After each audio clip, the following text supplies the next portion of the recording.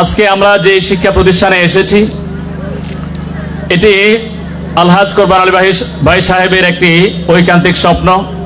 আপনারা সকলেই জানেন আল্লাহ ওনাকে ওনার যে দুটি কন্যা সন্তানকে নিয়ে গেছেন, এই শোককে শক্তিতে পরিণত করে আল্লাহ ওনাকে যে স্বপ্ন দেখিয়েছেন সেই স্বপ্নের বাস্তবায়ন তিনি করে যাচ্ছেন। এবং আমার বিশ্বাস উনি ওনার দুটি সন্তান হারিয়েছেন, কিন্তু এই এলাকায় এরকম হাজারো সন্তান তৈরি হবে যাদেরকে দেখে ওনার সেই সন্তানের কথা তিনি ভুলে যাবেন। আজকের এই পরিবেশ, আজকের এই প্রতিষ্ঠান এটি আমাদেরকে মনে হয় স্মরণ করিয়ে দিচ্ছে এবং পরিচয় করিয়ে দিচ্ছে। উনি যে স্বপ্ন দেখেছেন, আলহাজ কোরবান আলী ভাই আসলে মানুষকে আল্লাহ রাব্বুল আলামিন সন্তান দেন, সম্পদ দেন। কাউকে আল্লাহ সম্পদ দিয়ে পরীক্ষা করেন, কাউকে আল্লাহ সন্তান দিয়ে পরীক্ষা করেন।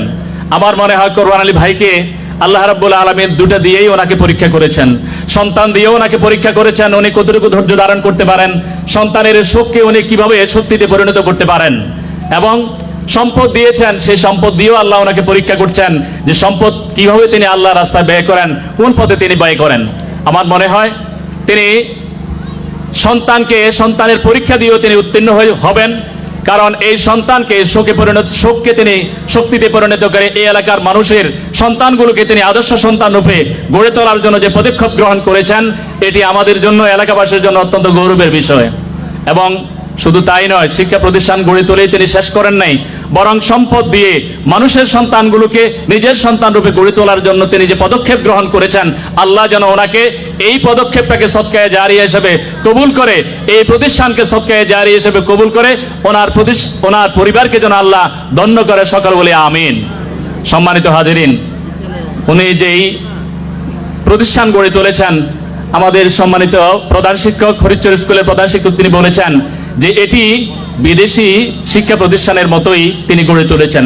আসলে সত্যি, আমরা যদিও এখন বর্তমান প্রেক্ষাপটে আমরা বিদেশের অনেক প্রতিষ্ঠানকে হাতের মুঠে দেখতে পাই, ঠিক তেমনি ভাবে তিনি সুন্দর করে সাজিয়ে, স্বল্প পরিসরে তিনি সুন্দর করে সাজিয়ে, যেভাবে তিনি সাজিয়েছেন, বাইরের চাকচিক্য যেমন, আমি ভিতরে যেভাবে দেখলাম ক্লাসরুম যেভাবে সাজানো, একটা ছাত্রের জন্য, শিক্ষকদের জন্য পাঠদানের সুন্দর পরিবেশ এখানে তৈরি হয়েছে।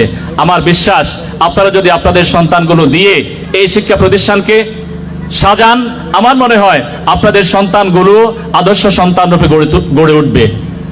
আল্লাহ রাব্বুল আলামিন বলেছেন, ইকরা বিসমি রাব্বিকাল্লাযী খালাক, পড়ো তোমার প্রভুর নামে।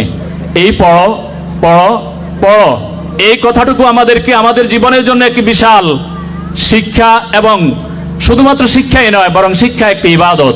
আমরা যা শিখব, যদিও কোরআনের আয়াত তেলাওয়াত করা ইবাদত, শুধু তাই নয়, আমরা সকালবেলা ছোট্টবেলায় যে কবিতা পড়েছি, সকালে উঠিয়া আমি মনে মনে বলি সারাদিন আমি যেন ভালো হয়ে চলি, এই কবিতাটুকু যেই লিখুক না কেন, আমরা এই কবিতা থেকে যে শিক্ষা পাই, এই শিক্ষা নিয়ে যদি আমি আমার নিজের জীবনকে গড়তে পারি, তাহলে আমার জীবন অত্যন্ত সুন্দর এবং আলোকিত হবে।